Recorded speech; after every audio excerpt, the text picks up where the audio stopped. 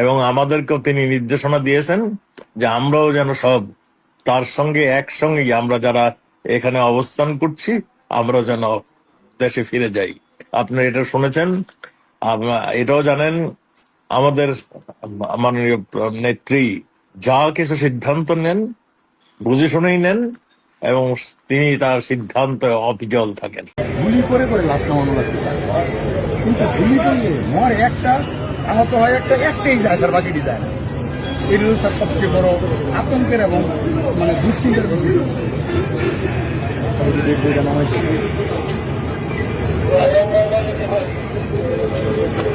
কত মোটা মোটা রশ্মি দিয়ে আছে, কোমরের বেল্ট ছিল আর নিচে প্যান্ট ছিল, পুরি করে মোটর সাইকেলটা দেখে ব্যাগে কাপড় রয়েছে, এটুকু দিয়ে একটুকুর কারণে স্যার মারছে।